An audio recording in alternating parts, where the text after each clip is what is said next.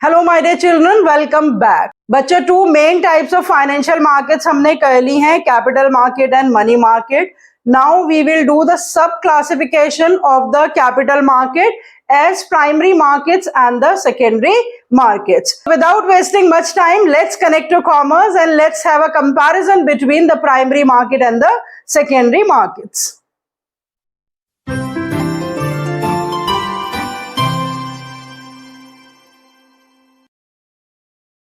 बच्चों, मैंने यहाँ पे कंपैरेटिव चार्ट बना लिया। हमें दोनों कॉन्सेप्ट्स करने हैं, प्राइमरी मार्केट भी और सेकेंडरी मार्केट भी। सेकेंडरी मार्केट को थोड़ा डिटेल में करना है। मैं आपको पहले ही बता चुकी हूँ कि प्राइमरी मार्केट के methods of issue in the primary market इस साल सिलेबस में नहीं है, तो वो हम नहीं करेंगे।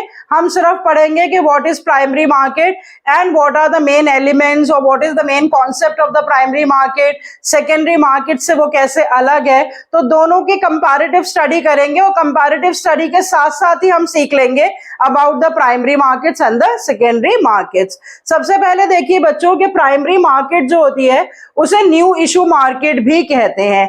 रीजन बिल्कुल सिंपल है, क्योंकि सिक्योरिटीज जब पहली बार कोई भी कंपनी इशू करती है, नई सिक्योरिटीज इशू करती है और पब्लिक को इनवाइट करती है to subscribe to it securities, that type of a market is called the primary market. तो इसीलिए इसको न्यू इशू मार्केट कहा जाता है, market for the sale of the new securities. और किसी भी कंपनी को, या तो जब कोई नई कंपनी फॉर्म होती है, हमने 11th क्लास में पढ़ा था बच्चों फॉर्मेशन ऑफ अ कंपनी, और जब हमने स्टेजेस करी थी फॉर्मेशन ऑफ अ कंपनी की, तभी हमने देखा था कि जो कैपिटल सब्सक्रिप्शन स्टेज है वहीं पर हमने बहुत सारी फॉर्मेलिटीज पढ़ी थी कि किस तरह से कंपनी जो है वो स्टॉक एक्सचेंजेस के साथ कनेक्ट होती है और पब्लिक को इनवाइट करती है, प्रोस्पेक्टस इशू करती है, मिनिमम सब्सक्रिप्शन ऑब्टेन करती है। तो ऑल दीज फॉर्मेलिटीज सिर्फ अपने दिमाग में रिकैप कर लीजिए, उससे आप कनेक्ट हो जाएंगे that how the securities are issued for the first time by the company.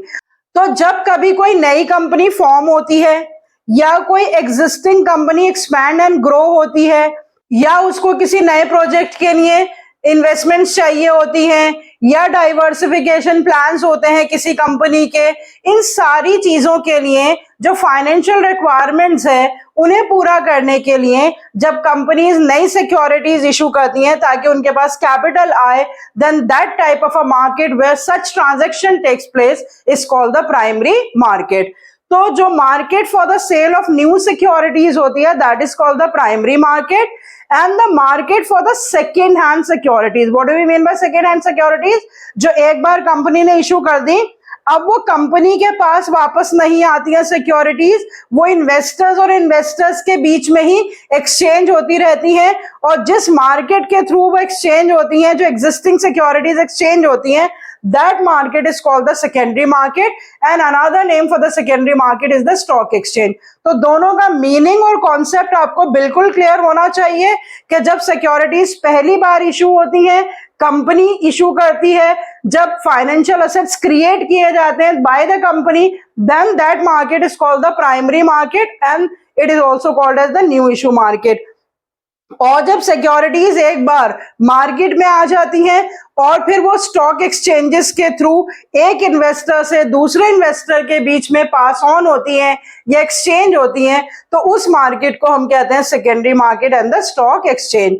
अब यहाँ पे बच्चों मैंने कंपैरेटिव चार्ट जो है उसके बेसिस आप अपने पास नोट कर लीजिए। पार्टीज इन्वॉल्व, कैपिटल फॉर्मेशन, उसके बाद geographical location, price fixation, buying and selling of the securities and entry. In basis पे हम कंपेयर करेंगे प्राइमरी मार्केट्स को सेकेंडरी मार्केट्स के साथ। देखो, प्राइमरी मार्केट्स में जो पार्टीज इन्वॉल्व होती हैं, जैसा मैंने अभी बताया, कंपनी होती है और इन्वेस्टर्स होते हैं। कंपनी, जिस कंपनी को भी, कंपनी कहलाती है the one which requires the funds, जिसको फंड्स की जरूरत है, और इन्वेस्टर्स होते हैं सरप्लस यूनिट्स जिनके पास फंड्स अवेलेबल है। अब वो इन्वेस्टर कोई भी हो सकता है, हमने फाइनेंशियल मार्केट में ऑलरेडी पढ़ लिया है कि वो बैंक्स हो सकते हैं, फाइनेंशियल इंस्टीट्यूट्स हो सकते हैं, कोई एक ग्रुप ऑफ पर्सन हो सकता है, कोई एक इंडिविजुअल हो सकता है, कोई बिजनेस फर्म्स हो सकती हैं। So it can be anyone who has a surplus fund. तो यहाँ पे जो पार्टीज इन्वॉल्व होती हैं वो कंपनी होती है जो फाइनेंशियल सिक्योरिटीज इशू करती है, और दूसरा इन्वेस्टर होते हैं जो कि कंपनी की सिक्योरिटीज को खरीद कर उसके शेयर होल्डर या मेंबर बनते हैं। सेकेंडरी मार्केट्स में इन्वेस्टर एंड द इन्वेस्टर, जो ट्रांजैक्शन होती है सेकेंडरी मार्केट में वो सिर्फ इन्वेस्टर और इन्वेस्टर के बीच में ही होती है। मान लीजिए मैंने किसी कंपनी के शेयर खरीदे तो मैं उसकी शेयर होल्डर बन गई।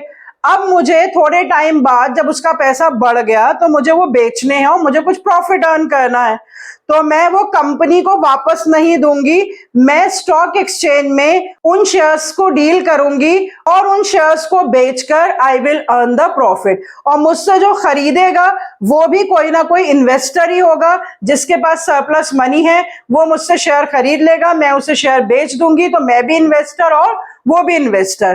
तो स्टॉक एक्सचेंज में जो दो पार्टीज होती हैं वो इन्वेस्टर्स और इन्वेस्टर्स ही होते हैं। ठीक है बच्चों, come to the next, capital formation. अब यहां से बिल्कुल क्लियर हो रहा है कि कंपनी पहली बार जब फाइनेंशियल सिक्योरिटीज क्रिएट करती है तो डेफिनेटली कैपिटल फॉर्म होगा। डायरेक्ट कैपिटल फॉर्मेशन, क्यों? क्योंकि funds are transferred from the surplus units to the deficit units. जिनके पास फंड्स अवेलेबल हैं वो उनको फंड्स देंगे जिनको फंड्स की जरूरत है। तो यहां पर जो ट्रांसफर हो रहा है फंड्स का वो सरप्लस यूनिट्स से डेफिसिट यूनिट्स में ट्रांसफर हो रहा है पहली बार, तो that is why the capital is form, the asset is created. तो कैपिटल फॉर्मेशन यहाँ पे डायरेक्ट है। स्टॉक एक्सचेंजेस में कोई कैपिटल फॉर्मेशन नहीं है, या हम कह सकते हैं कि इनडायरेक्ट कैपिटल फॉर्मेशन है, क्योंकि फंड्स जो एक्सचेंज हो रहे हैं वो सरप्लस यूनिट्स के बीच में ही एक्सचेंज हो रहे हैं, इन्वेस्टर्स और इन्वेस्टर्स में ही एक्सचेंज हो रहे हैं। तो जो थोड़ा बहुत प्रॉफिट होगा ट्रांजैक्शन की वजह से उतना ही सिर्फ कैपिटल फॉर्म होगा। So that is why it is called as either no capital formation और इनडायरेक्ट कैपिटल फॉर्मेशन। फिर देखिए बच्चों, geographical location, no fixed location, क्योंकि कंपनी और इन्वेस्टर्स के बीच में जब कोई ट्रांजैक्शन हो रही है तो किसी एक प्लेस पे नहीं हो रही है।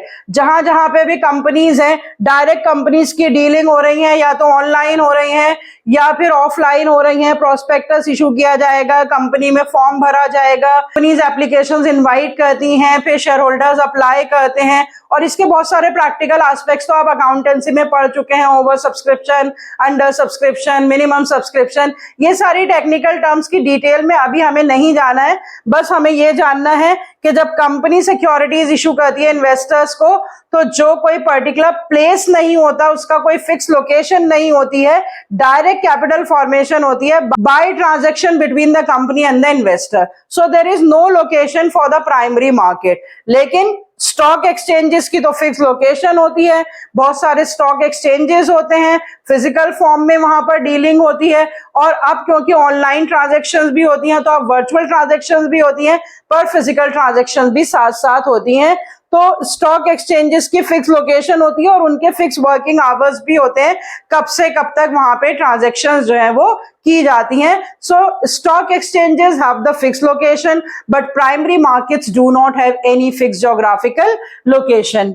प्राइस फिक्सेशन की अगर हम बात करें तो प्राइसेस जब पहली बार सिक्योरिटीज इशू होती हैं, इससे पहले हमने पढ़ा था जब हमने मनी मार्केट और कैपिटल मार्केट डिस्कस की थी, तो मैंने बताया था डिनोमिनेशंस। तो जो प्राइजेस फिक्स किए जाते हैं, 50 रुपए का शेयर होगा, जो उसकी फेस वैल्यू होती है, जो उसकी नॉमिनल वैल्यू होती है, उसको पार वैल्यू भी कहते हैं। 10 रुपए का, 100 रुपए का, 500 रुपए का, 50 रुपए का। तो ये कंपनी तय करती है कि कितने पार्ट्स में, किस डिनोमिनेशन में वो अपना शेयर प्राइस या डिबेंचर्स या दूसरी सिक्योरिटीज के प्राइस वो तय करेगी।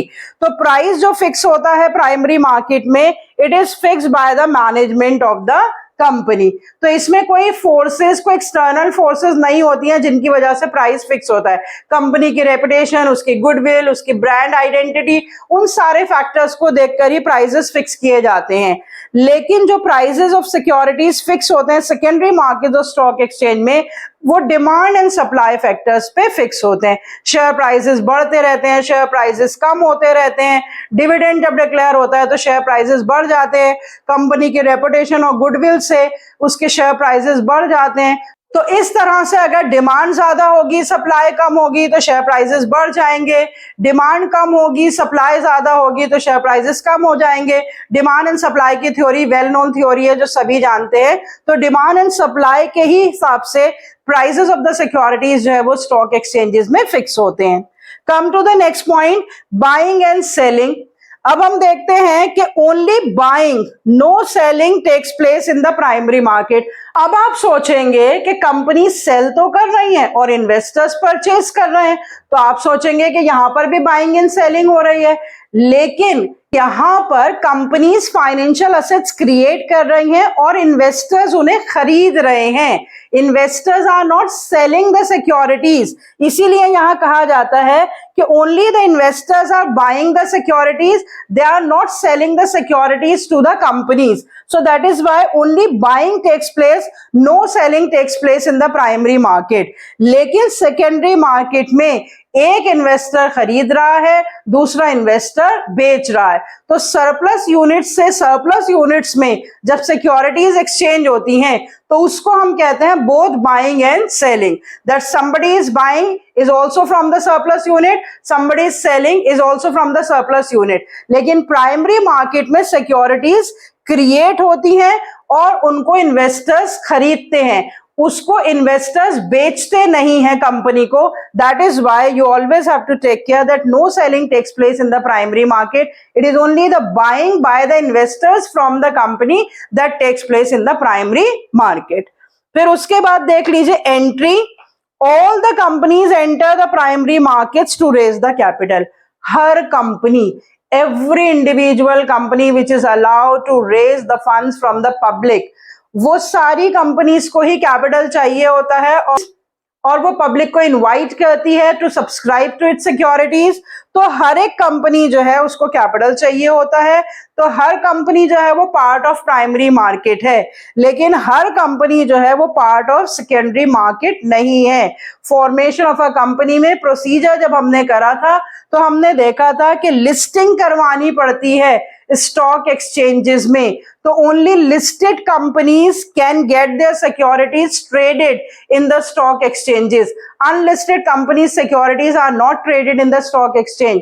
तो सेकेंडरी मार्केट्स में लिस्टेड कंपनीज ही पार्टिसिपेट करती हैं, अनलिस्टेड कंपनीज पार्टिसिपेट नहीं करती हैं। तो एंट्री के बेसिस पे भी आप कंपैरिजन कर सकते हैं। So on the basis of the definition, on the basis of the name, on the basis of how many parties and what are the names of the parties involved, capital formation direct है या indirect है, क्या geographical location है या नहीं है, prices कैसे fix होते हैं, क्या बाइंग एंड सेलिंग दोनों टेक प्लेस होती है पर्टिकुलर मार्केट में या सिर्फ बाइंग टेक प्लेस होती है, या जो है सारी तरह की कंपनीज दोनों मार्केट एंटर करती हैं, या कुछ कंपनीज ही सिर्फ सेकेंडरी मार्केट एंटर करती हैं।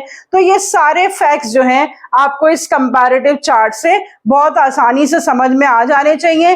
फिर से मैं आपसे कहूंगी कि अगर एमसीक्यूज हैं तो इस तरह के एमसीक्यूज 1 मार्कर आपसे पूछे जा सकते हैं कि which type of a market results in the direct capital formation, which market does not result in the direct capital formation, which market has a geographical location, which market does not have a geographical location, how are the prices fixed in the primary markets, how are the prices fixed in the secondary market। तो इस तरह के small questions जो हैं आपको MCQs में पूछे जा सकते हैं, या difference between primary and secondary market पूरा 6 नंबर का भी क्वेश्चन आपसे पूछा जा सकता है, या फिर केस स्टडी दी जा सकती है कि एक पर्टिकुलर मार्केट के बारे में सारा डिस्क्रिप्शन दे रखा हो और आपसे कहा जाए कि आइडेंटिफाई करिए कि ये प्राइमरी मार्केट की बात हो रही है या सेकेंडरी मार्केट की बात हो रही है। तो इस तरह के क्वेश्चंस जो हैं वो आपको आसानी से आप अटेम्प्ट कर पाएंगे अगर आपको इसका कंपैरिजन समझ में आ जाए। और अभी हम नेक्स्ट टॉपिक करेंगे बच्चों, लेकिन यहीं पर जब सेकेंडरी मार्केट का एक्सप्लेनेशन है तो क्योंकि हमें अभी करना है कि what are the functions of the stock exchanges और what are the functions of the secondary markets. तो यहीं से हमें कुछ फंक्शन बहुत आसानी से क्लियर हो रहे हैं कि market for the second hand और द एग्जिस्टिंग सिक्योरिटीज। तो इसका मतलब सेकेंडरी मार्केट वो मार्केट होती है जो मार्केटेबिलिटी या लिक्विडिटी प्रोवाइड करती है, किसको प्रोवाइड करती है, to the existing securities। सो ये एक बेसिक फंक्शन होता है स्टॉक एक्सचेंजेस का, that secondary markets provide liquidity and marketability to the various securities of the company. फिर उसके बाद जैसा हमने यहाँ देखा कि डिमांड एंड सप्लाई फैक्टर्स से प्राइसेस डिटरमाइन होते हैं, तो ये एक और फंक्शन होता है स्टॉक एक्सचेंजेस का, that secondary markets helps in fixation of the prices of the securities, क्योंकि उन्हीं मार्केट्स में जब शेयर्स खरीदे और बेचे जाते हैं तो उनकी डिमांड एंड सप्लाई से जो है वो प्राइसेस फिक्स होते हैं। फिर उसके बाद सेकेंडरी मार्केट्स जो हैं वो सरप्लस यूनिट से सरप्लस यूनिट्स पे फंड्स को ट्रांसफर करती हैं, तो इक्विटी कल्चर क्रिएट करने में सेकेंडरी मार्केट्स हेल्पफुल होती हैं। तो इस तरह के बहुत सारे फंक्शंस जो हैं वो यहीं से आपको क्लियर हो जाएंगे, and some more extra functions we are going to cover up next time. So I hope with this you are very clear about what's the comparison between the primary and the secondary markets. We shall be doing in detail the secondary markets, the stock exchanges, the functions, the regulatory body that deals with the stock exchanges, that is Security and Exchange Board of India, and what is the procedure for dealing in the securities in the stock exchange. It has 10 steps, that everything we are going to cover up next. तो बच्चों ये वाली video से पहले के भी जो financial markets, जो इंट्रोडक्टरी वीडियो, जो डिफरेंस मैंने किया था कैपिटल मार्केट और मनी मार्केट के बीच में, वो सारी वीडियोस भी देख लीजिए, क्योंकि बच्चों टेक्निकल टॉपिक है। अगर आपका पिछला वाला टॉपिक मिस हो जाएगा तो आगे वाला थोड़ा समझने में आपको परेशानी हो सकती है। तो please watch all the videos related to this chapter as well as the previous one, because these two chapters has a combined weightage of 15 marks. So when we are going to cover up both the chapters 9 and 10, then we shall be discussing the question and answers. So before I discuss the question and answers, do watch all the videos and like and share and subscribe if you have not subscribed yet. So see you next time. Till then, goodbye. Stay healthy and stay connected.